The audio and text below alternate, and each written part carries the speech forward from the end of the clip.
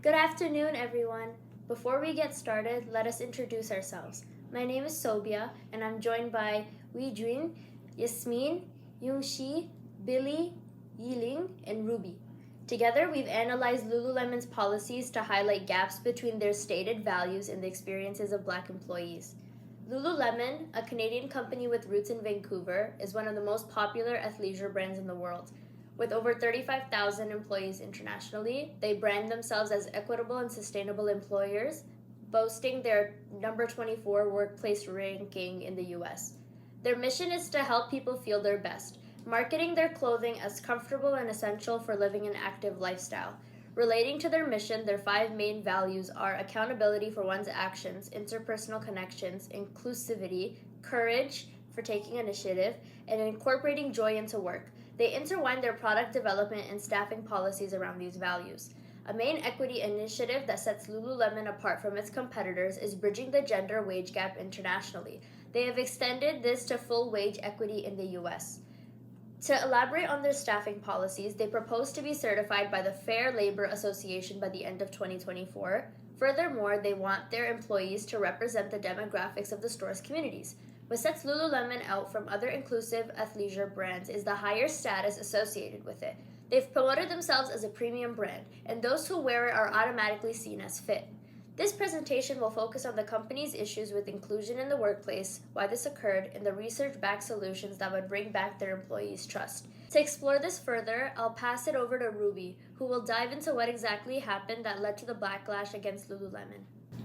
Hello everyone, this is Ruby. In 2020, following the rise of the BLM movement, Lululemon established its own inclusion, diversity, equity, and action department better known as IDEA, with the goal of creating an inclusive environment for its employees. However, Lululemon's internal culture provides a different story, according to multiple reports. In a series of interviews with Business of Fashion, 14 current and former Lululemon employees, including managers and sales associates, describe a workplace that continues to be inhospitable to Black employees. Employees who raised concerns were passed over for promotions, reprimanded, or terminated. Lululemon's efforts, initiated in response to BLM, failed to address racial discrimination meaningfully. Employees who were interviewed said that racial bias is still a major factor in hiring, career progression, and even day-to-day interactions. Former operations manager Konisha Armstrong called IDEA smoke and mirrors effort, protecting the company's image rather than fostering inclusivity.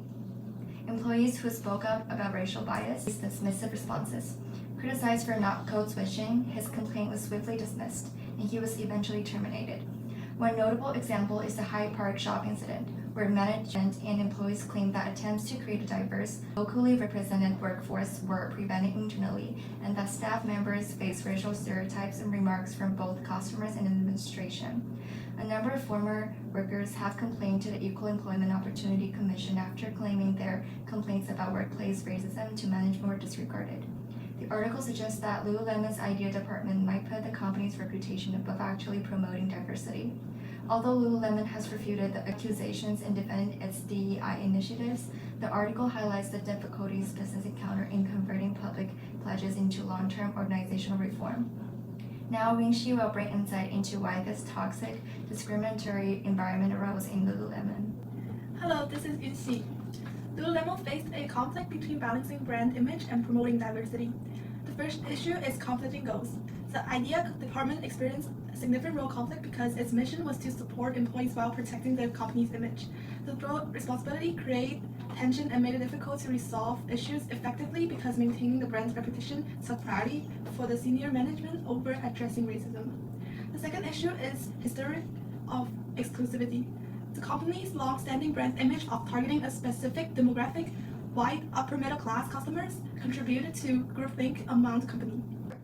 As a result, decision makers become unresponsive to diverse views, creating implicit biases that impact hiring and promotion practice. The third issue is reporting consequences. When the employees try to report a racial discrimination problem, the response within the company is often to penalize or limit career advancement. This approach reinforces conformity pressure. No one wants to be the one to stand out, and the herd pressure comes from the company's obsession with maintaining brand consistency. Finally, the fourth problem comes to tokenism. Lululemon's corporate DEI efforts appeared more focused on symbolic diversity than on genuine change. This performative approach prioritized appearance over addressing systemic issues. As a result, employees felt alienated, and trust in the company's DEI initiatives eroded. To explore this further, I'll hand this over to Yasmin and Beijing, who will provide recommendations to resolve the problem at hand. Hello everyone, this is Yasmin. Employment equity, a concept we've learned in class, is a foundational concept in creating a fair, inclusive workplace by ensuring all groups, like women, people of color, people with disabilities, and indigenous people, have equal access to opportunities for hiring, advancement, and retention. It involves proactive measures to eliminate barriers faced by underrepresented groups, such as Black communities, within an organization. Lululemon must implement measures to further their employment equity. They can do so by 1. Setting clear, quantifiable DEI goals. A first step towards employment equity is establishing clear, quantifiable DEI goals targeted at increasing representation of Black employees in the hiring, promotion, and leadership roles. Goals drive behavior change by addressing the will and way of change. Goals generate the will to change because they involve accountability, induce personal pride, and public recognition. Goals help us tap into the way of change by focusing attention and promoting efforts to reach the target. Annual DEI reports should be published to communicate progress on these goals, detailing specific actions, achieved outcomes, and areas needing further improvement. This transparency holds Lululemon accountable, signaling to both employees and the public that the company is committed to actionable changes rather than symbolic gestures. Research shows that organizations that implement and report on measurable DEI goals are more likely to increase organizational performance. Involving Black employees and leaders in setting DEI metrics and goals promotes employee empowerment, a concept we've learned in class. By giving employees a voice in shaping workplace initiatives, Lululemon not only addresses their specific needs, but also encourages ownership and accountability, fostering a culture where everyone feels responsible for change. By setting and reporting on clear DEI goals driven by Black employees, Lululemon can counteract tokenism. Clear goals allow Lululemon to track its progress and address gaps in a structured way, directly countering the issue of tokenism by focusing on tangible advancements. To mitigate the risk of reputational damage from missed or symbolic DEI goals, Lululemon should adopt a more transparent and adaptive approach to public DEI reporting. Instead of rigidly committing to fixed goals, the company should publish progress updates with clear milestone targets that allow for flexibility and adjustments over time. Moreover, framing reports around concrete actions taken, such as specific initiatives, training programs, or policy changes, rather than just numerical achievements, would signal a genuine long-term commitment to diversity, equity, and inclusion. This strategy emphasizes sustained effort and real change, rather than focusing on outcomes that are seen as performative. For the second recommendation, I'll hand it over to Eugene.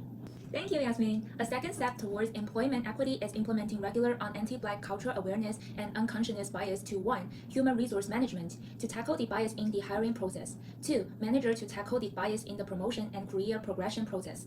By providing both groups with real-life scenarios and practical tools to counteract microaggressions, these sections can foster a safer and more respectful work environment for Black employees. Such training ensures that everyone in the company is not only aware of employment equity principles, but are also equipped to embody them in their everyday conduct. This recommendation aligns with employment equity by fostering a culture of respect and understanding essential for the retention and advancement of Black employees. Evidence suggests that organizations that incorporate bias training into their strategies report a noticeable improvement in workplace culture and employee satisfaction. However, there's a risk that employees may view the training as a one-time fix and fail to integrate the principles into daily interactions. Diversity training classes offered once will not likely lead to lasting behavior change if it's not part of a broader organizational strategy.